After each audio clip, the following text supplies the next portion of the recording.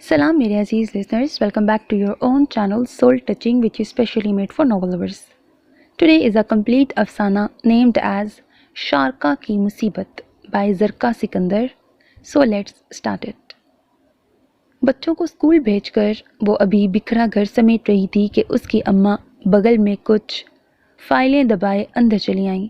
सब खैर तो है ना अम्मा, आप इतनी सुबह सवेरे कैसे? शारका ने तशवीश से माँ को देखा, जिनके चेहरे पर दूर दूर तक किसी परेशानी या उलझन का कोई शायबा तक ना था। उन्हें हशाश बशाश पाकर वो भी मुतमईन हो गई। सत्ते खैराते, तू बस इधर आ, मेरे पास बैठ। गहरी मुस्कुराहट के साथ उन्होंने हाथ पकड़कर उसे भी पास बिठा लिया। बड़ी उम्मीद लेकर आई हूँ तेरे पास, वादा कर पहले कि मुझे मायूस ना लौटाएगी।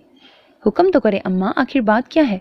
शारका ने बड़ी ताबेदारी से जवाब दिया तो अम्मा ने फ़ौरन उसे वो फाइलें उसकी गोद में डाल दीं और लगीं अपनी आमद का मकसद बयान करने।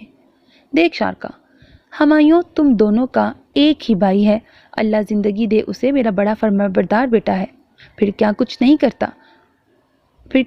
करता आया अपनी बहनों के लिए भी? बात अब यह है कि वो तेरे अब्बा की ज़मीन पर कारखाना लगाना चाह रहा है। आलिया का तो पता ही है ना अपने घर में कितनी सुखी है। उसने तो राज़ी खुशी इन कागज़ों पर दस्तखत कर दिए हैं और मैंने भी अपना हिस्सा माफ़ कर दिया है। चल अब तू भी जल्दी से इन सब पर अंगूठे लगा डाल। बेशक जायदाद तो तेरे बाप की ही है, पर इस थोड़ी थोड़ी रकम से हम में से किसी का कुछ नहीं बनने वाला। हाँ, मगर सबका मिला के उस भले मानस का ज़रूर कुछ बन जाएगा। अम्मा? शारका के चेहरे पर तफक्कुर की परछाइयाँ लहरा उठीं। कभी अम्मा और कभी बिस्तर पड़े अपने बीमार शौहर को देखने लगी। अब्बा की जायदाद में से हिस्सा मिलने से हालात के बेहतर होने की इस वाहिद उम्मीद के ख़त्म होने पर मुस्तकबिल में पेश आने वाली बेसरोसमानी का खौफनाक मंजर उसकी नज़रों में आकर ठहर गया था। हाँ, तूने खर्चे की बिल्कुल भी फिक्र नहीं करनी। तेरा भाई है ना, उसके होते हुए तुझे किसी चीज़ की कमी नहीं होगी मेरी बच्ची। जो बात शारका लबों से ना कह पाई वो आंखों ने बयान करती, जिसे अम्मा बखूबी समझ गई थी। तभी प्यार से उसकी कमर को थपकाते हुए उन्होंने यकीन दहानी करवाई।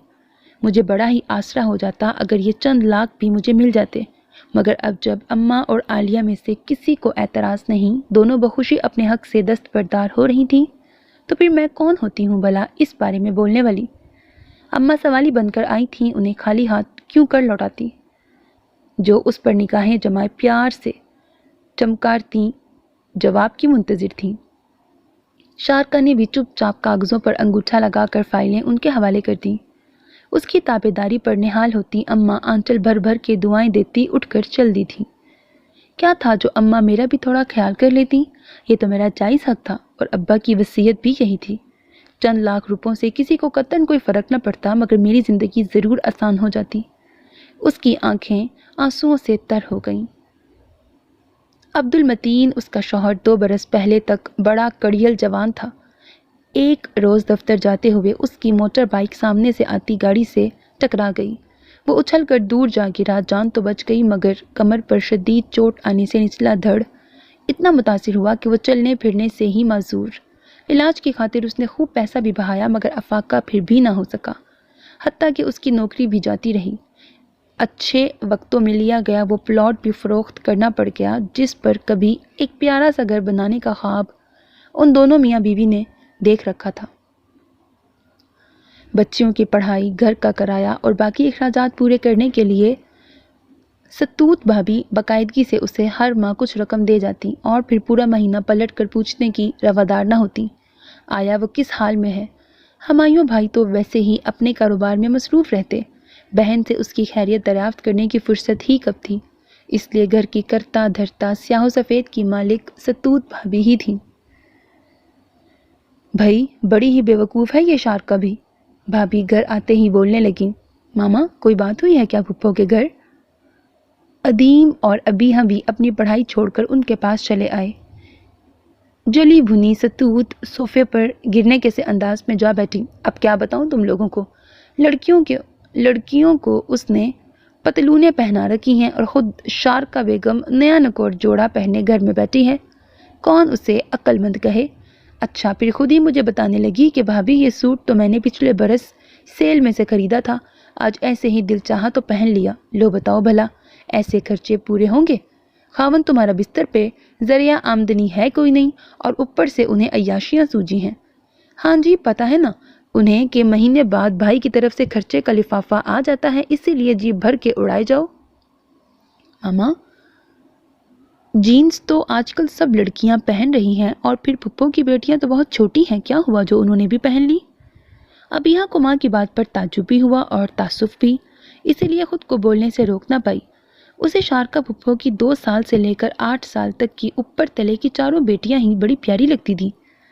नहीं जी, जरूरत ही क्या है ऐसे फैशनों की? आज छोटी हैं तो कल बड़ी भी तो होंगी, फिर कहाँ से पूरा करेगी उनके लिबास?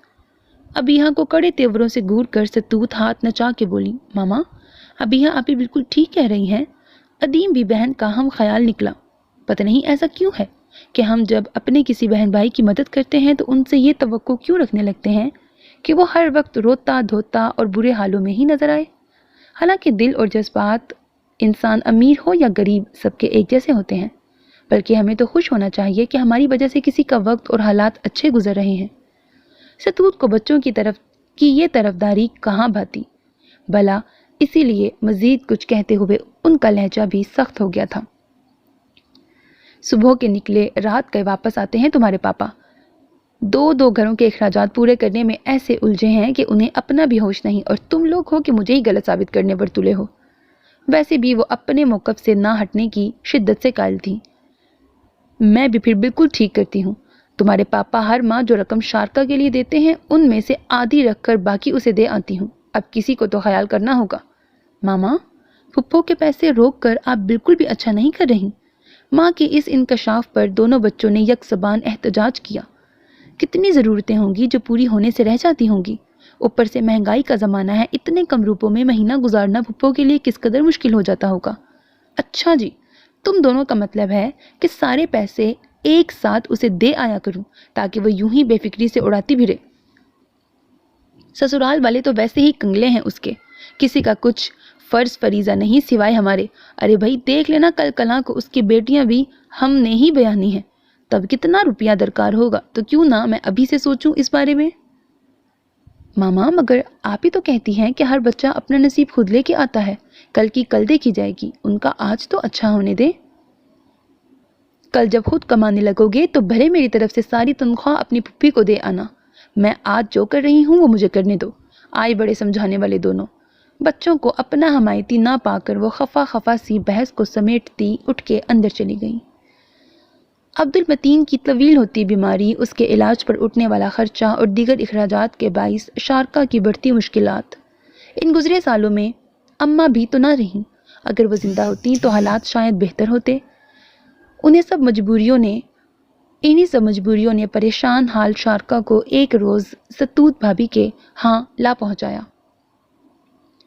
डॉक्टर ने उनकी दवाइयां बढ़ा दी हैं भाभी, फर्क ना पड़ा तो मुमकिन है ऑपरेशन की नौबत आ जाए। हमारा खर्चा कुछ बढ़ा दें तो बड़ा एहसान होगा आपका। ये कैसा काम पकड़ लिया है तुमने बीबी? अब्दुल मतीन की दवाइयों तक तो ठीक है, बाकी खर्चे तो कम रखो। अपनी चादर देखकर पाँव फैलाना कब सीखोगी? भाभी पर उसकी फरियाद क्या असर करती, वो उल्टा उस पर बरहम होने लगी थी। उनके अंदाज़े बयां से झलकती बेगानगी शारका बच्ची तो ना थी जो इस रवैये को समझ ना पाए। ये बमुश्किल अभी कारोबार सेट करके बैठे हैं, भला कहाँ से निकालें इतनी रकम जो तुम्हें पूरी पड़ जाए। इसीलिए हमारी भी मजबूरियां समझो, जो मिल रहा है गनीमत जानो। फिर अगले ही पल वो ज़रा नर्म रवि से गोया हुई। जब हालात ठीक नहीं तो फिर ज़रूरत ही क्या है लड़कियों को पढ़ाने की। मेरी मानो तो बड़ी 2 को तो अभी से तुम सिलाई सीखने पर बिठा दो, 4-5 वर्षों में कामयाब दर्जनें तो बन ही जाएंगी। भाभी ये क्या कह रही हैं? ये मशवरा था भला? वो कराह उठी। मुझे पता था मेरी सलाह तुम्हें कड़वी लगेगी। अपनी बात पर बजाय शर्मसार होने के वो बुरा मान गई। मैं अपनी बेटियों को उनके तालीमी हक से महरूम रखने का सोच भी नहीं सकती। हालात कैसे भी हों मगर मैं उन्हें खूब पढ़ाऊंगी। तेजी से बह उठने वाले आंसू उसने हाथ की पुश्त से पूंछ डाले और चुपचाप वहां से चली आई। यह हमायूं भाई की दिन रात मेहनत का समर था। उनका चमड़े की अशिया बनाने वाला कारखाना खूब चल निकला। जल्द ही दूसरे ममालिक में भी اپنا سامان بھجوانا شروع کر دیا۔ اب تو ان کا اٹھنا بیٹھنا شہر کے امراء اور شرفا میں ہونے لگا تھا اور انہی تعلقات کی بدولت وہ تاجر یونین کے عہدے تک جا پہنچے تھے۔ آج شام حلف لے کر واپس گھر آتے ہوئے ان کے دل میں نہ جانے کیا سمائی کہ راستے میں آنے والے ایک بزرگ کے دربار پر فاتح خوانی کے ارادے سے گاڑی روک لی۔ دعا مانگ کر باہر نکلے تو دربار کے احاطے میں بیٹھے ضرورت مندوں کی مدد کے لیے انہوں نے جیب کی طرف ہاتھ بڑھایا تو ان کا ہاتھ وہیں ساکت رہ گیا اور وہ تصویر بنے کھڑے تھے۔ سامنے ان کی چھوٹی بہن شارکا اپنی 4 بچیوں کو ساتھ بٹھائے لنگر کھانے میں مصروف تھی۔ ایک آنسو ہی ہمایوں بھائی کی آنکھ سے نہ اترے، ورنہ اس ایک لمحے میں ان پر کیا کچھ قیامت نہ گزر گئی تھی۔ وہ تو بس پھٹی پھٹی آنکھوں سے غربا اور مساکین کے درمیان بیٹھی اپنی بہن شارکا کو دیکھے جا رہے تھے۔ میرے عزیز listeners, this was the end of this افسانہ. hope that you like it. اب تو بہت خیال رکھیے گا نیک تمناؤں کے ساتھ. اللہ حافظ. And don't forget to subscribe to my channel because that's how you can encourage me. And that's the only kind of support and encouragement which I want from all of you. Allah Hafiz.